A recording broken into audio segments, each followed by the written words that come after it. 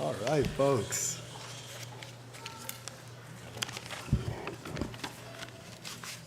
Here we go. Shabbat Shalom. Shabbat Shalom. I want to open with gratitude to my parents. You've shown me the best of what life has to offer. For that, I'm indebted a lifetime over.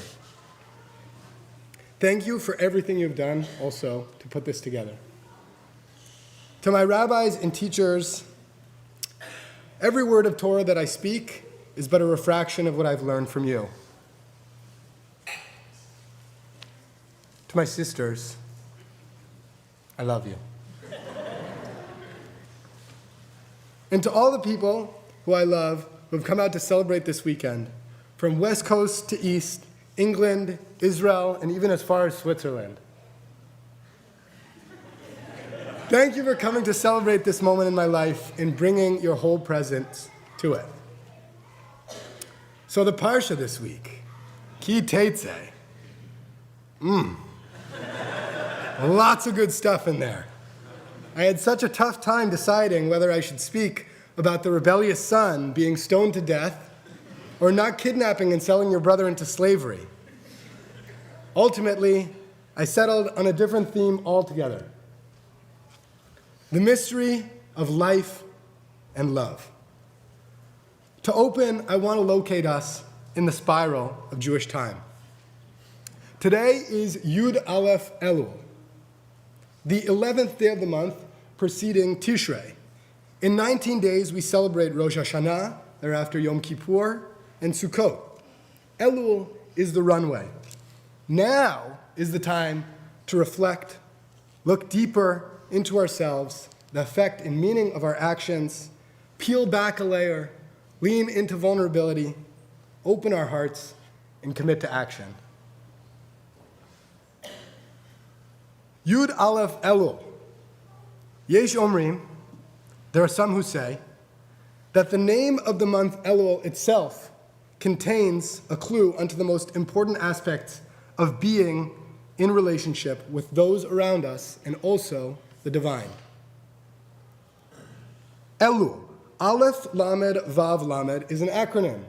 Ani Lidodi Vidodi Li. I for my beloved for me. This verse comes from Solomon's Song of Songs, an epic poem describing the relationship of two lovers, traditionally interpreted as the relationship between Hashem and us, the Israelites. Shir HaShirim Asher Lishlomo, literally a song of songs by Solomon. Alternatively, Asher Lishlomo, Milashon Shalem, Shalom. Solomon in Hebrew, Shlomo, comes from the root of the word shalom, meaning peace or wholeness. Asher lishlomo, that which is whole, complete, full, contains everything within it. According to our rabbis, this singular work contains the entirety of the Torah within it. And in my study, the whole message is captured in the first 10 verses. I know some of you guys are like, he only read the first 10 verses. And now he's going to chew our ear off. So for the next couple of minutes, my goal is to interrogate the language here, peel back some of the basic meaning, and try to understand what exactly the whole message of the Torah is. But first, a short story. Maybe a year or two ago, I visited my sister, Nomi, at college. Before I headed back to the city, we sat together at an Asian fusion restaurant in Princeton, bowls of miso circling around us, and I shared with her that I had made up my mind. I was going to propose to Kayla. She smiled widely and curiously asked me to share what I so loved about her. I struggled to come up with anything concrete.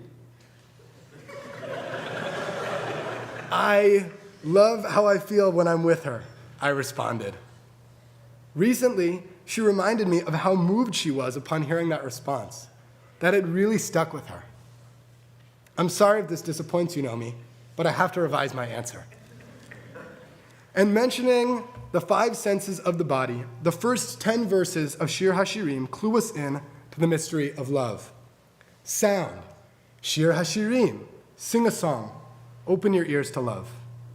Taste. Yishakeni minishikot pihu ki tovim dodecha miyayin. Intoxicate me with the kisses of your mouth, for they are more pleasing than wine. It's Beyonce's biblical inspiration for her song. Touch. Mashcheni acharecha narutza. Draw me after you. Pull me. Let us run together. Sight. Al tiruni shani shecharchoret. Don't stare at me in my darkness. Smell. Lereach shemanecha tovim shemen turak shemecha. Al kain alamot ahavucha. The sweet smell of your oils gives your name renown. That's why maidens love you so. These verses jumped out at me, altogether suggesting that being in loving relationship is to be wholly attuned to the power of our senses. To arrive at knowledge through feelings alone. The last verse, that of smell, upon further investigation, is what prompted me to revise my answer. I want to present three possible ways of reading this verse, each of which draws us closer to the secret of love. Smell. L'reach shemanecha tovim shemen turak shemecha, al kain alamot ahavucha. You are well known for your especially sweet fragrance. That's why maidens love you so. More simply put, you smell nice, so the girlies love you. How we adorn and present ourselves will undoubtedly affect attraction. Another interpretation, same words. Almut ahavucha.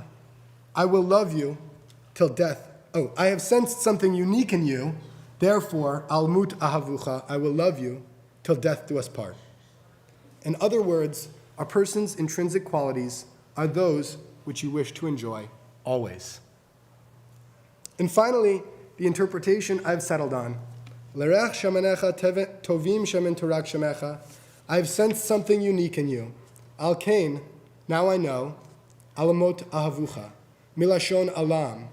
From the root of the word secret or concealed. My love for you is a mystery. Perhaps the deepest level of love is one in which we feel but are unable to express adequately. So Nomi, here is my revised answer.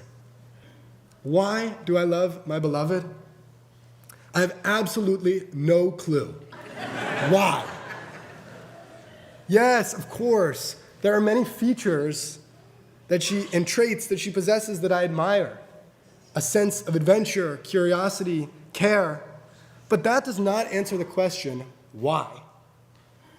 What I do know, however, is that being in her presence so overwhelms the whole of my senses with mystery, I have no will but to draw closer and commit myself to her. And so, love is mysterious to me, but commitment is not. The mystery of love and its dependence on commitment exists between loving life partners and also ought to be the disposition of a Jew towards God. In his magnum opus, God in Search of Man, Abraham Joshua Heschel outlines three approaches toward mystery: the fatal, the positive, and the biblical. The fatalist sees mystery as the supreme controlling power of reality, a force that's irrational, absolutely inscrutable, blind and devoid of justice or purpose. Man resides in dark uncertainty with regard to the future, tragic doom looming, and the only attitude one may take is that of resignation. Basically, the fatalist lives without a sense of potentiality.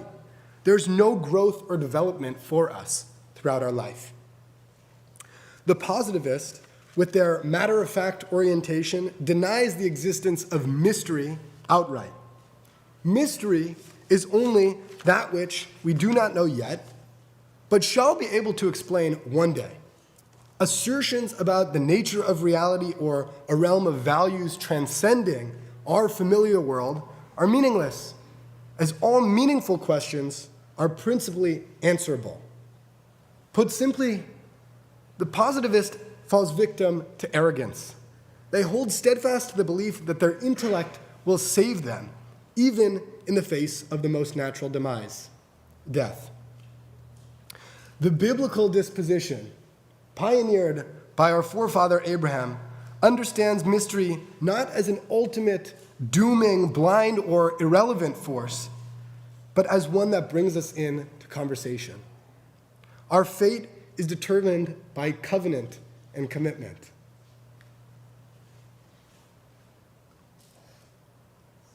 God is in need of man. The ultimate is not a law, but a judge. The expectations are set. We know what awaits us, whether we choose to uphold justice or to abandon it. The biblical disposition, in short, opens a world of wonder, the pursuit of justice, truth, fulfillment.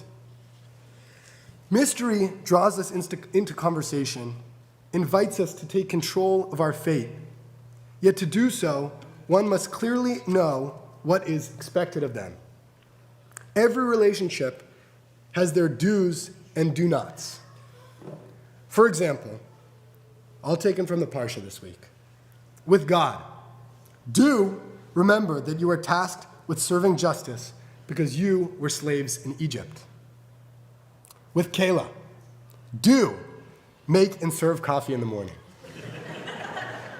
With God, do compost your excrement outside your living quarters.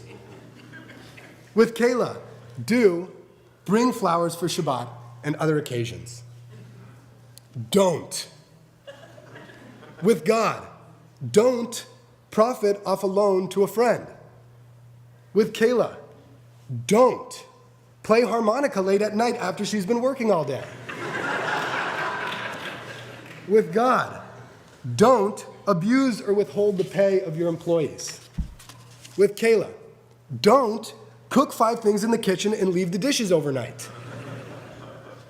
In my experience thus far, to maintain that mysterious feeling of love with Kayla, I know I must employ all of my senses to do or not in the appropriate moment.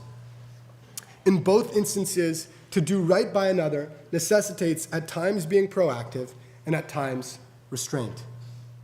And though I speak in terms of my own romantic love, the same rings true for the love that you have for a family member or a friend.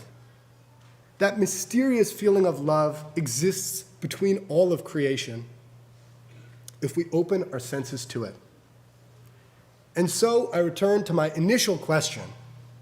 If Shir HaShirim contains the whole message of the Torah with it in its entirety, what is the message? In my estimation, it is as follows.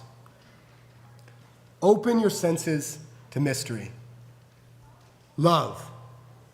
Commit yourself to do right by another. Shabbat Shalom.